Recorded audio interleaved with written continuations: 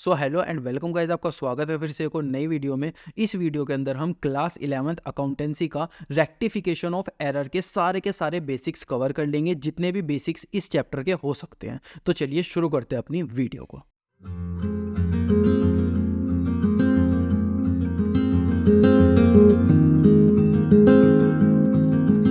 तो सबसे पहले देखते हैं कि रेक्टिफिकेशन ऑफ एरर का मतलब क्या होता है। देखो यार, जो हमारी अकाउंटिंग करता है ना, वो नॉर्मल ह्यूमन बीइंग होता है। अब जो इंसान है उससे कुछ ना कुछ गलती तो हो ही सकती है। जैसे क्या गलती हो सकती है? सपोज वो क्या बना रहा है, सेल्स अकाउंट बना रहा है। अब उसने सेल्स अकाउंट बनाया, यहाँ पर उसने लिखा बाय राम, राम को हमने कुछ सेल्स की होगी। बाय बैंक, बैंक के थ्रू हमने कुछ सेल्स की होगी। बाय कैश, कैश के थ्रू हमने कुछ सेल्स की होगी। 5,000 राम को की थी, 3,000 बैंक को की थी, 2,000 से कैश में की थी। तो ये टोटल कितनी हो गई? टोटल हमारी सेल हो गई यहाँ पे आपकी 10,000। तो इधर भी 10,000 उसने लिख दिया, इधर भी 10,000 उसने लिख दिया। अब ये तो 3-4 सेल हैं, लेकिन कभी कभी लोग से क्या हो सकता है, ज़्यादा हो सकती है। तो यहाँ पर वो क्या लिखेगा? To balance c d. यहाँ क्या लिखेगा? By balance b d. या फिर इस सेल को कहाँ पे वो ट्रांसफ़र कर देगा? डायरेक्टली वो ट्रेडिंग अकाउंट में ट्रांसफ़र कर देगा, ट्रेडिंग अकाउंट। तो ये क्या हो सकती है? उससे बहुत सारी गलती हो सकती है। जैसे मैंने यहाँ पे ट्रेडिंग अकाउंट लिखा, उसने गलती से यहाँ पे क्या लिख दिया? Balance c d. तो अब यहाँ पे क्या हो गया? बैलेंस सी डी उसने लिख दिया, तो उसे बैलेंस बी डी भी लिखना पड़ेगा, टू बैलेंस बी डी। पर ये क्या है? ये एक नॉमिनल अकाउंट है, ये कहाँ क्लोज हो जाएगा? फाइनल अकाउंट में जाकर क्लोज हो जाएगा। तो इस टाइप की क्या हो सकती है? बहुत सारी गलतियाँ हो सकती है, अलग अलग टाइप की हो सकती है। उसको हम क्या बोलते हैं? एरर्स बोलते हैं। क्या बोलते हैं? एरर्स बोलते हैं। ठीक है। अब इन एरर्स को हमें क्या करना पड़ता है? रेक्टिफाई करना पड़ता है, सही करना पड़ता है। उसको हम क्या बोलते हैं? रेक्टिफिकेशन ऑफ एरर बोलते हैं। अगर कोई गलती हो जाए तो उसको हम एरर बोलते हैं, और अगर हम उस गलती को सही करते हैं तो उसको हम बोलते हैं rectification of error. This is all about our chapter is. अब देखते हैं कि कौन से टाइप के एरर्स हमारे पास आते हैं। सबसे पहला हमारे पास आता है error of omission.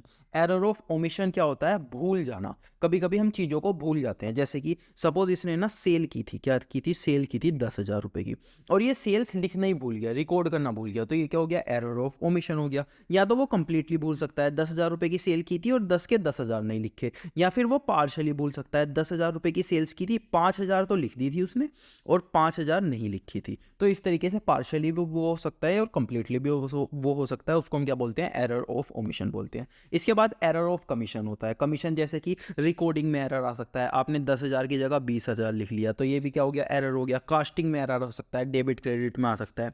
Carry forward, जब आप balance b d balance c d करते हो, उसमें एरर आ सकता है। पोस्टिंग में एरर आ सकता है, आपको पोस्ट करना था डेबिट साइड, आपने पोस्ट कर दिया क्रेडिट साइड। तो ये सारे क्या हो सकते हैं? एरर ऑफ कमीशन हो सकते हैं।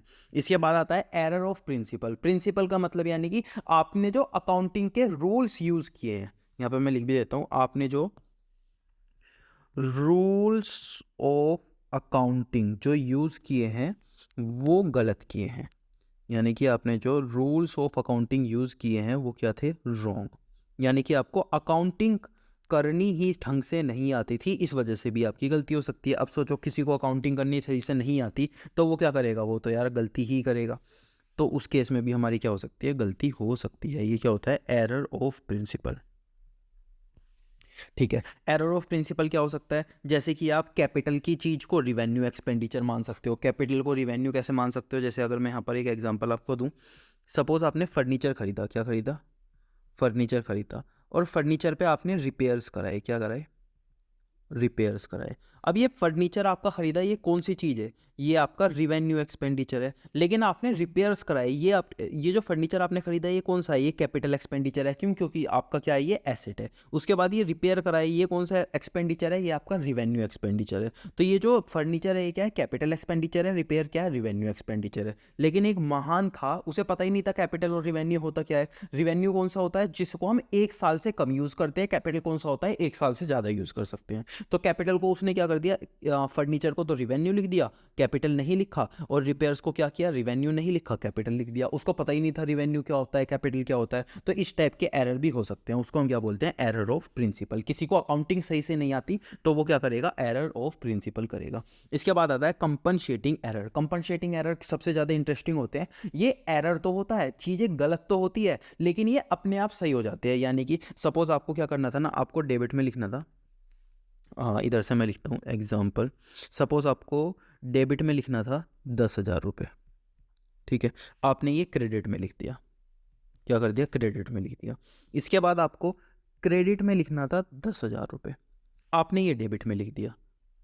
यानी कि आपने क्या कर दिया, ये 10,000 रुपये क्रेडिट में लिख दिया और ये 10,000 रुपये डेबिट में लिख दिया। यानी कि आपने दोनों चीज़ों को उल्टा कर दिया। तो आप मेरे को बताओ कि ये जो 10,000 रुपये आपको डेबिट में लिखना था, ये आपने क्रेडिट में लिख दिया, और ये जो 10,000 रुपये आपको क्रेडिट में लिखना था, ये आपने डेबिट में लिख दिया। इसका मतलब दोनों क्या हो गए, अगर दोनों को हम एक साथ लाएंगे तो वो दोनों एरर क्या हो गए, सही हो गए। ये भी एक एरर हुआ, ये भी एक एरर हुआ, लेकिन दोनों को एक साथ देखेंगे तो वो दोनों एरर क्या हो गए, सही हो गए। इसको हम क्या बोलते हैं, कंपनसेटिंग एरर। यानी कि एक दूसरे को कंपनसेट कर दिया और एरर सही हो गए, करेक्ट ईच अदर। एक दो एरर्स ने एक दूसरे को क्या कर दिया, करेक्ट कर दिया। तो ये होते हैं 4 टाइप के हमारे एरर। ये थ्योरी में क्वेश्चन आ सकता है आपका, क्या, एरर ऑफ ओमिशन जब हम भूल जाते हैं, एरर ऑफ कमीशन जैसे कि रिकॉर्डिंग, कास्टिंग, कैरी फॉरवर्ड, हमारा दिमाग कहीं और था और उस वजह से हमने कुछ काम कर दिया गलत, तो उसको बोलते हैं एरर ऑफ कमीशन। इसके बाद एरर ऑफ प्रिंसिपल। किसी को अकाउंटिंग करनी नहीं आती, कैपिटल एक्सपेंडिचर नहीं पता, रिवेन्यू एक्सपेंडिचर नहीं पता, तो वो क्या करेगा, एरर ऑफ प्रिंसिपल। और कंपनसेटिंग एरर, अगर दो एरर एक दूसरे को आपस में सही कर देंगे तो उसको हम क्या बोलेंगे,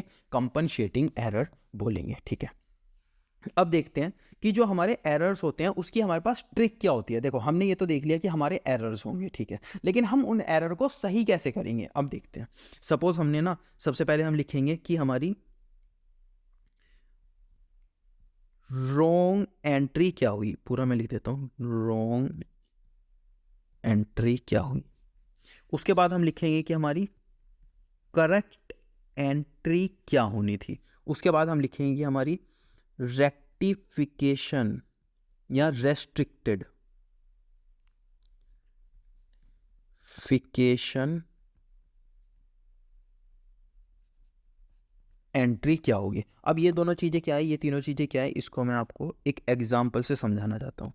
सबसे पहले हमें क्या लिखना है, रॉन्ग एंट्री लिखना है। उसके बाद क्या लिखना है, करेक्ट एंट्री लिखना है। उसके बाद क्या लिखना है, रेक्टिफिकेशन एंट्री लिखनी है, ठीक है। एक एग्जांपल से हम समझते हैं। यहाँ पे क्या दिया हुआ है, purchase of 20,000 enter into sales book. हमने 20,000 रुपये का परचेज किया था, लेकिन हमने उसे सेल्स की तरह ट्रीट कर दिया। यानी कि यहाँ पे हुआ क्या है, देखो सबसे पहले रॉन्ग एंट्री लिखते हैं कि रॉन्ग एंट्री हुई क्या है। हमें क्या करना था, हमें इसको, आप परचेज किया है हमने 20,000 का, लेकिन हमने उसे सेल्स की तरह ट्रीट कर दिया। तो हमने क्या बोल दिया, हमने बोल दिया बैंक टू सेल्स। जबकि करेक्ट एंट्री क्या होनी थी, करेक्ट एंट्री होनी थी परचेज टू बैंक। देखो फिर से देखो, आप लोग को, आपके साथ हुआ क्या है, आपने यहाँ पे क्या किया था, परचेज किया था 20,000 का, लेकिन आपने उसे सेल की तरह ट्रीट कर दिया। यानी कि आपने रॉन्ग एंट्री क्या कर दिया, आपने बोल दिया बैंक टू सेल्स, क्योंकि आपने सेल्स की तरह ट्रीट किया है। लेकिन आपकी करेक्ट एंट्री क्या होनी थी, होना क्या चाहिए था, आपने रॉन्ग एंट्री क्या की, बैंक टू सेल्स, क्योंकि आपने सेल्स की तरह ट्रीट किया है। लेकिन करेक्ट एंट्री क्या होनी थी, परचेज टू बैंक, क्योंकि आपने क्या किया है, परचेज किया है। अब हम क्या करेंगे, इससे बोलेंगे रेक्टिफिकेशन एंट्री। रेक्टिफिकेशन एंट्री हमारी क्या हो सकती है, तो रेक्टिफिकेशन एंट्री क्या होगी, सबसे पहले तो हमें यहाँ पे परचेज लिखना चाहिए था, तो हम परचेज लिखेंगे। परचेज कहाँ लिखना चाहिए था, डेबिट में, तो परचेज में लिख देता हूँ डेबिट में, ठीक है। इसके बाद मुझे क्रेडिट में लिखना चाहिए था सेल्स, यानी कि मैं क्या, सॉरी बैंक, तो मैं यहाँ पे क्या लिख दूंगा, क्रेडिट में बैंक लिख दूंगा, ठीक है। लेकिन अब ये वाली एंट्री जो हमारी करेक्ट होनी थी, वो वाली एंट्री तो हमने यहाँ पर कर दी, ठीक है। लेकिन जो मैंने ये वाली एंट्री एक्स्ट्रा कर दी, इसका मैं क्या करूँगा, इसको मैं रिवर्स करूँगा। रिवर्स कैसे करूँगा, जब मैंने यहाँ पर क्रेडिट में लिखा हुआ है सेल्स, तो इस बार मैं क्या कर दूंगा, सेल्स को डेबिट में लिख दूंगा। तो सेल्स को मैं क्या लिख दूंगा, डेबिट में लिख दूंगा। इसी तरीके से बैंक को मैंने कहाँ लिखा हुआ है, डेबिट में लिखा हुआ है, तो बैंक को मैं क्या लिख दूंगा, क्रेडिट में लिख दूंगा। तो बैंक को क्रेडिट में लिख दूंगा। इस तरीके से इन दोनों की जगह हम एक भी लिख सकते हैं, जो भी इनका अमाउंट होगा उनको क्या कर देंगे, इक्वल कर देंगे। तो इस तरीके से हम क्या कर सकते हैं, अपनी एंट्रीज को सही कर सकते हैं। फिर से एक और बार समझो।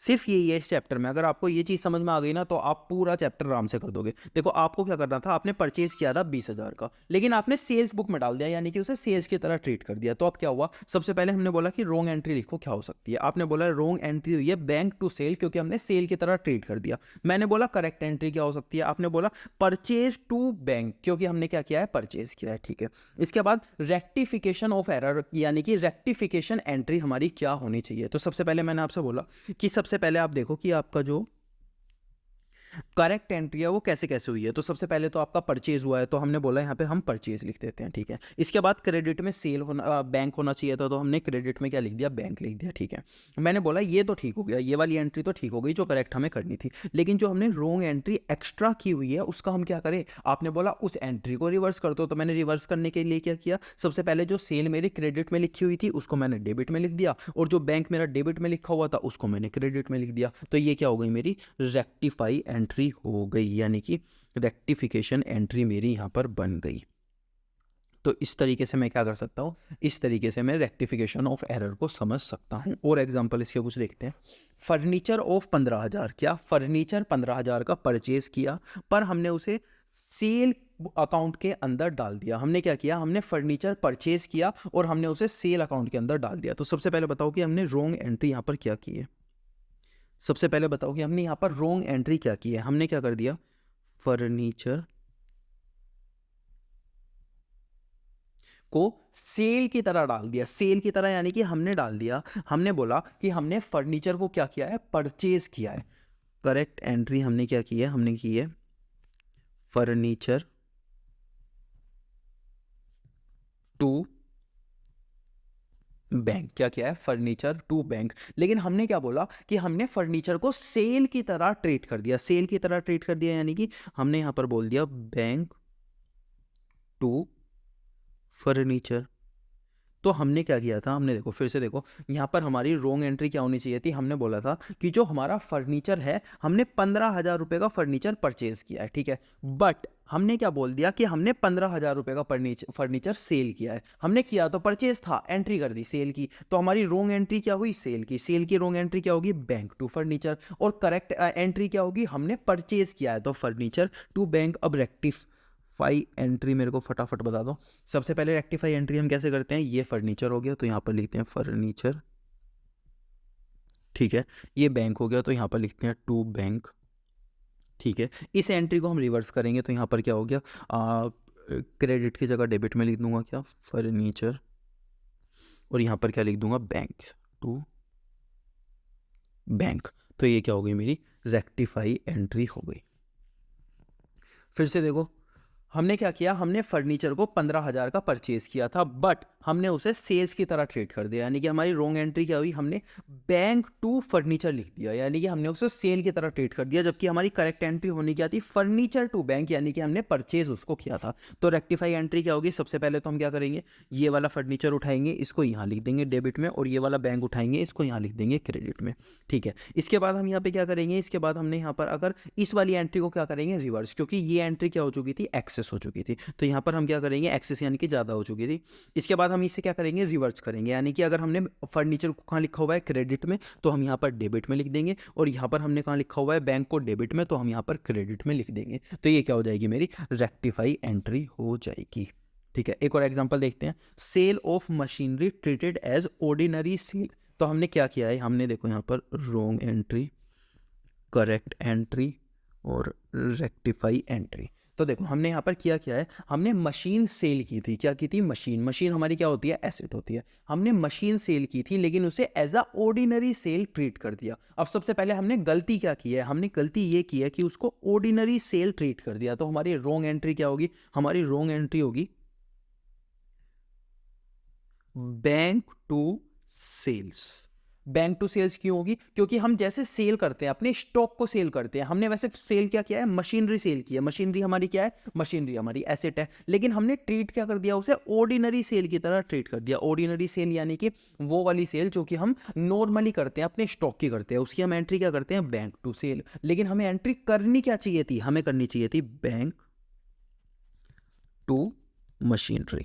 क्या करनी चाहिए थी, बैंक टू मशीनरी हमें एंट्री करनी चाहिए थी। ठीक है, तो ये तो हो गई हमारी रॉन्ग एंट्री और करेक्ट एंट्री। अब हम करते हैं कि हमारी रेक्टिफाई एंट्री क्या हो सकती है। तो देखो, सबसे पहले हमें क्या करना था, हमें यहाँ पे बैंक को लिखना था डेबिट में, लेकिन अगर आप देखोगे तो हमने रॉन्ग एंट्री में भी बैंक को डेबिट में लिखा हुआ है, तो इसे तो हमें छेड़ने की जरूरत नहीं है। क्यों जरूरत नहीं है? देखो, हमें यहाँ पे बैंक को लिखना था डेबिट में, रॉन्ग एंट्री में भी हमने बैंक को लिखा हुआ है डेबिट में, लेकिन हमें मशीनरी को लिखना था क्रेडिट में। हमने रॉन्ग एंट्री में मशीनरी को क्रेडिट में नहीं लिखा, तो हम क्या करेंगे, टू मशीनरी यहाँ पर क्रेडिट में लिख देंगे। ठीक है, इसके बाद हम इस वाली एंट्री का क्या करेंगे, इसको रिवर्स करेंगे। तो इसको रिवर्स करने के लिए हमने सेल कहाँ लिखा हुआ है, क्रेडिट में, तो यहाँ पे सेल लिख देंगे डेबिट में।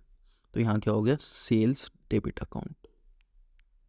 तो इस तरीके से हमने क्या बना ली, अपनी रेक्टिफाई एंट्री बना ली। सेल्स टू मशीनरी अकाउंट इस तरीके से लिखा रहने तो आपको समझ आ जाएगा, सेल्स टू मशीनरी अकाउंट। फिर से सुन लो, ये थोड़ा सा ट्रिकी था, पहली बार आया आपको। आपने क्या किया, मशीनरी को सेल किया, लेकिन उसको ट्रीट क्या कर दिया, ऑर्डिनरी सेल ट्रीट कर दिया। यानी कि सबसे पहले रॉन्ग एंट्री क्या करोगे आप, रॉन्ग एंट्री करोगे ऑर्डिनरी सेल की, यानी कि बैंक टू सेल्स, यानी कि आपने जो आपने स्टॉक सेल करते हो उसकी तरह उसको ट्रीट कर दिया। लेकिन होना क्या चाहिए था, होना चाहिए था करेक्ट एंट्री के अंदर बैंक टू मशीनरी अकाउंट, क्योंकि आपने मशीनरी को सेल किया, स्टॉक को सेल नहीं किया। ठीक है, अब मैंने बोला कि रेक्टिफाई एंट्री करो, आपने बोला सर देखो ये करेक्ट एंट्री में बैंक डेबिट में आना था, रॉन्ग एंट्री में भी बैंक डेबिट में आया, तो बैंक की तो हम एंट्री करेंगे नहीं। मैंने कहा हाँ ये तो हो चुका है ऑलरेडी। ठीक है, आपने बोला ये जो मशीनरी था क्रेडिट में, इसको हमें क्या बनाना था, इसको हमें क्रेडिट में भेजना था, तो हमने क्या कर दिया, यहाँ पे क्रेडिट में भेज दिया। मैंने कहा ठीक है। इसके बाद आपने बोला ये सेल्स बच गया, मैंने कहा हाँ बच गया। तो आपने बोला कि यार ये जो सेल्स हमने क्रेडिट में लिखा हुआ है, इसको हम क्या कर देंगे, उल्टा कर देंगे, इसको हमने डेबिट में लिख देते हैं। तो ये वाली एंट्री जहां पर होनी थी वहीं हम करते हैं, और ये वाली एंट्री हम क्या कर देते हैं, रिवर्स कर देते हैं। तो मैं आपको यहां पर भी लिखवा के दे देता हूं कि ये वाली एंट्री क्या कर देंगे, एज इट इज, जो होनी थी ऐसे ही कर देंगे, और इसको क्या कर देते हैं, रिवर्स हम कर देते हैं। किसके अंदर, रेक्टिफाई एंट्री के अंदर। किसके अंदर, रेक्टिफाई एंट्री के अंदर। ठीक है, तो ये क्या हो गया आपका रॉन्ग एंट्री और करेक्ट एंट्री वाला टॉपिक पूरा का पूरा खत्म हो गया, जिसके अंदर हम क्या करते हैं, इस ट्रिक से हम कोई भी एंट्री को क्या कर सकते हैं, रेक्टिफाई कर सकते हैं। ठीक है, अब एक और टॉपिक आपका इसके अंदर आता है, क्या, rectification of error before making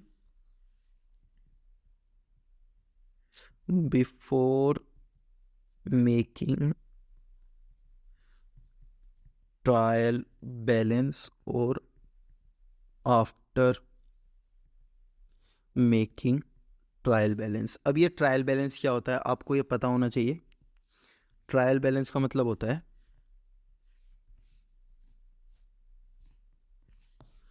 तो देखो हमारा जो प्रोसेस होता है अकाउंटिंग का वो कैसे होता है।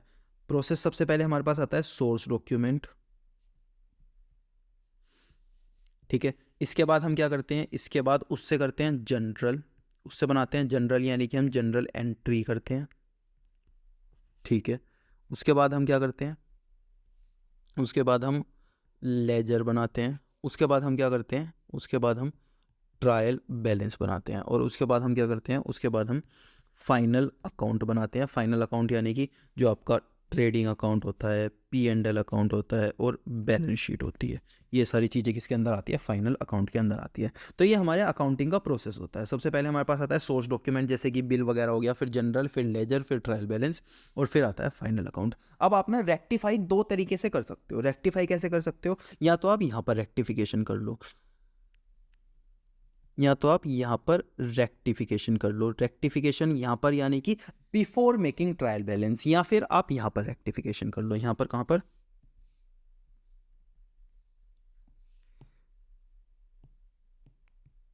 या फिर आप यहाँ पर भी रेक्टिफिकेशन कर सकते हो। दो जगह पर आप रेक्टिफिकेशन कर सकते हो। कहाँ पर, या तो ट्रायल बैलेंस बनने से पहले, ट्रायल बैलेंस बनने से पहले यानी कि यहाँ पर, या फिर ट्रायल बैलेंस बनने के बाद यानी कि यहाँ पर। अब सपोज आपने ट्रायल बैलेंस बनने के बाद करना स्टार्ट किया, क्या, ट्रायल बैलेंस बनने के बाद यानी कि आपने यहाँ पर रेक्टिफिकेशन करना स्टार्ट किया। अब हमने जब ट्रायल बैलेंस बनाया होगा, क्योंकि हमारे उसके अंदर एरर्स इंक्लूड थे। क्यों इंक्लूड थे, क्योंकि हमने रेक्टिफिकेशन यहाँ पर तो किया नहीं। अगर हम यहाँ पर कर लेते तो जब हम ट्रायल बैलेंस बनाते तो हमारा ट्रायल बैलेंस क्या हो जाता, मैच हो जाता। लेकिन क्योंकि हमने यहाँ पर रेक्टिफिकेशन किया ही नहीं, हम रेक्टिफिकेशन ट्रायल बैलेंस के बाद करेंगे, इसीलिए हमारा ट्रायल बैलेंस क्या नहीं हुआ होगा, मैच नहीं हुआ होगा। इसीलिए हमने वहां पर क्या बना दिया होगा, सस्पेंस अकाउंट बना दिया होगा। क्या बना दिया होगा? सस्पेंस अकाउंट बना दिया होगा। कब बनाया होगा? अगर हम रेक्टिफिकेशन करते हैं ट्रायल बैलेंस बनाने के बाद। लेकिन अगर हम ट्रायल बैलेंस बनाने से पहले रेक्टिफिकेशन करते हैं, कहां पर? यहां पर रेक्टिफिकेशन करते हैं, तो यहां पर हमारा कोई सस्पेंस अकाउंट एग्जिस्ट नहीं करता। किसके अंदर? ट्रायल बैलेंस के अंदर। इसीलिए अगर हम बिफोर यानी कि ट्रायल बैलेंस बनाने से पहले क्या क्या करेंगे? रेक्टिफिकेशन करेंगे, तो वहां पर हमारा नो सस्पेंस अकाउंट आएगा, यानी कि कोई सस्पेंस अकाउंट नहीं आएगा। और सपोज हम यहां पर रेक्टिफिकेशन करते हैं ट्रायल बैलेंस बनाने के बाद, तो हमारा क्या आएगा? सस्पेंस अकाउंट आएगा। तो हम क्या करेंगे? सस्पेंस अकाउंट का यूज करके रेक्टिफिकेशन करेंगे। फिर से एक और बार इस पूरे टॉपिक को समझो। यहाँ पे क्या हुआ है? यहाँ पे सोर्स डॉक्यूमेंट हमारे पास आया, फिर जनरल एंट्री आई, लेजर आया, ट्रायल बैलेंस आया, फिर फाइनल अकाउंट आया। मैंने बोला कि दो जगह आप रेक्टिफिकेशन कर सकते हो। एक तो आप यहाँ पर रेक्टिफिकेशन कर लो, आपने बोला ठीक है। मैंने बोला या फिर ट्रायल बैलेंस बनने के बाद रेक्टिफिकेशन कर लो, आपने बोला ठीक है। मैंने कहा देखो, अगर आपने यहाँ पर रेक्टिफिकेशन कर ली, इसका मतलब आपका ट्रायल बैलेंस क्या हो जाएगा? मैच हो जाएगा, डेबिट इक्वल टू क्रेडिट हो जाएगा, क्योंकि वहां पर कोई भी एरर नहीं होंगे, ठीक है। लेकिन अगर आप बोलते हो कि मैं ट्रायल बैलेंस बनने के बाद रेक्टिफिकेशन करूंगा, इसका मतलब क्या है? जब आपने ट्रायल बैलेंस बनाया होगा ना, तो वहां पर वो मैच नहीं हुआ होगा। क्यों नहीं हुआ होगा? क्योंकि उसके अंदर एरर्स इंक्लूड थे। अब यहां पर अगर वो मैच नहीं हुआ होगा, तो आपने क्या बनाया होगा? सस्पेंस अकाउंट बनाया होगा।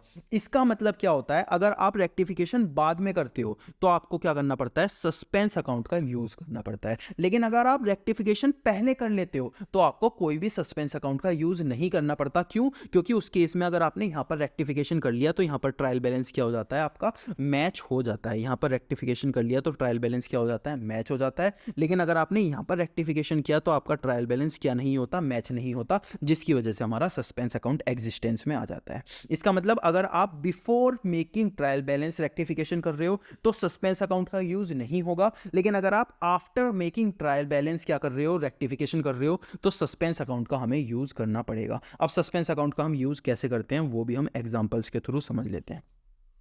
सेल ऑफ 12,000 की हमने सेल की, note return in the sale book पर enter in the bank book. देखो हमारी करेक्ट एंट्री क्या होनी थी? सबसे पहले मेरे को ये बताओ, हमारी करेक्ट एंट्री होनी थी बैंक टू सेल्स। क्या होनी थी हमारी correct entry? Bank to sales होनी थी। कितनी? 12,000 से।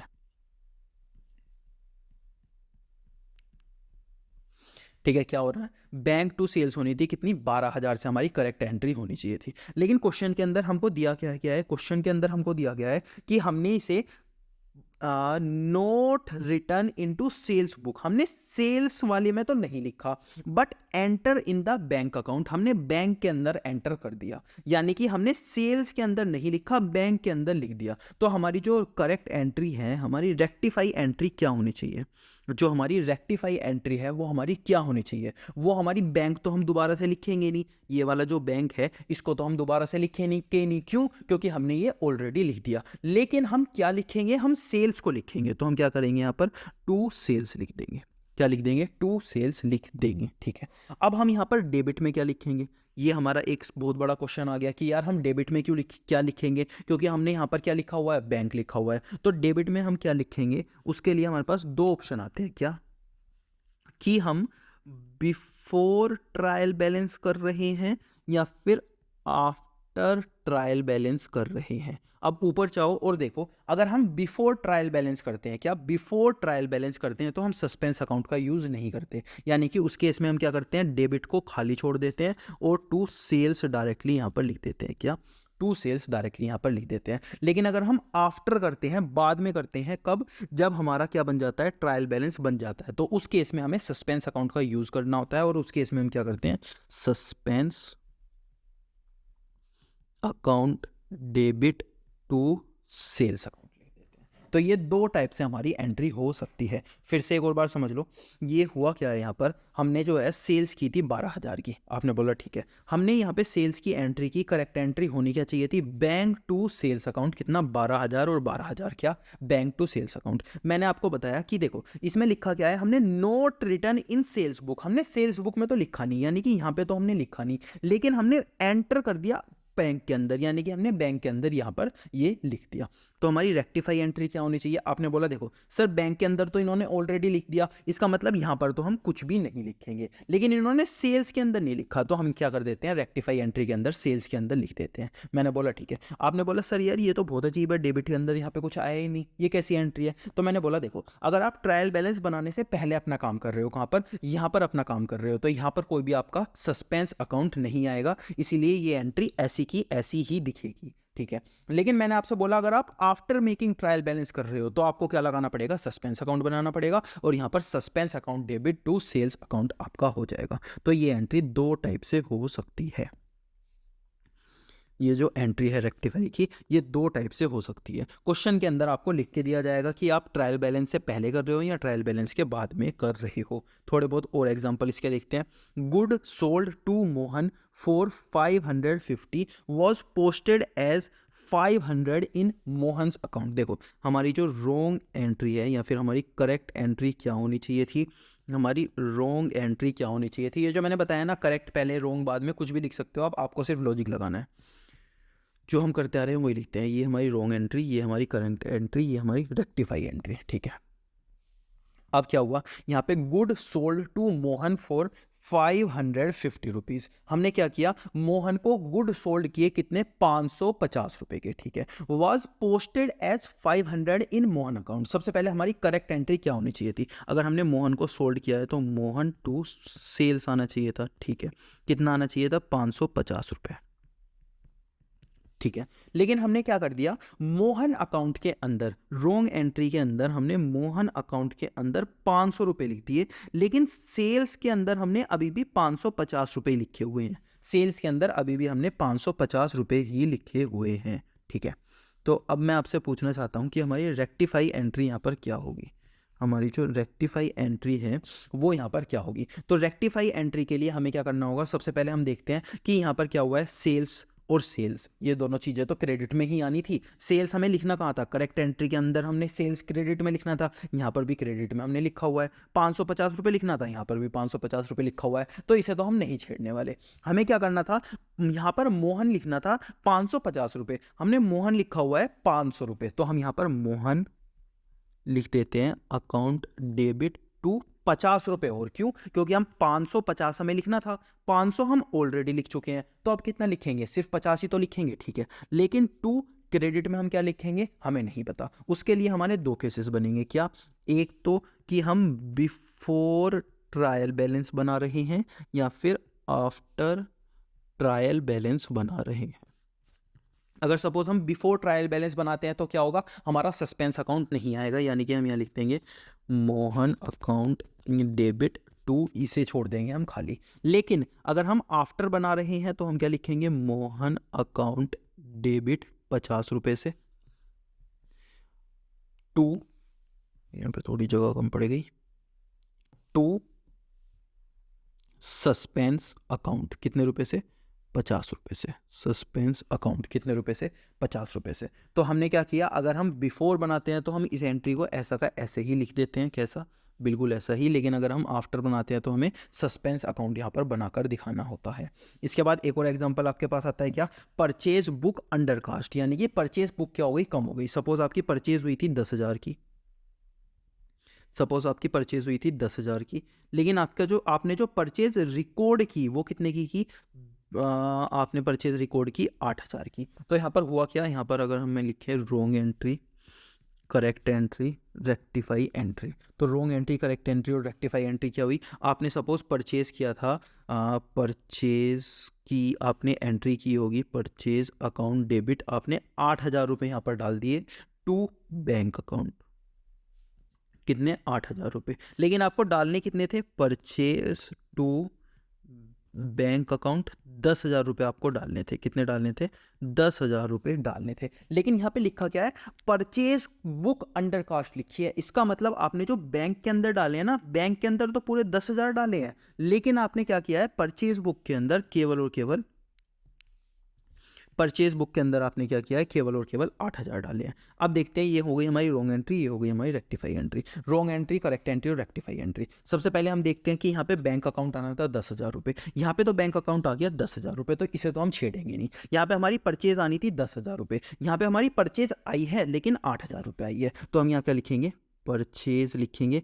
कितने से लिखेंगे, परचेज अकाउंट डेबिट 2,000 से लिखेंगे। 2,000 से क्यों लिखेंगे, 10,000 तो ऑलरेडी आ चुकी है, 10,000 हमारी आनी थी, 8,000 ऑलरेडी आ चुकी है, तो कितने लिखेंगे, 2,000 लिखेंगे। तो यहाँ पर क्या कर देंगे, इसको ऐसा कर देंगे और 2 इसको खाली छोड़ देंगे। हम यहाँ पर खाली कैसे छोड़ेंगे, अगर यहाँ पे बिफोर है आफ्टर है तो उसको क्या करेंगे हम, हाँ ये एग्जाम्पल में मुझे समझाना है तो इसे रब नहीं करता। ये है बिफोर ट्रायल बैलेंस और ये है आफ्टर ट्रायल बैलेंस।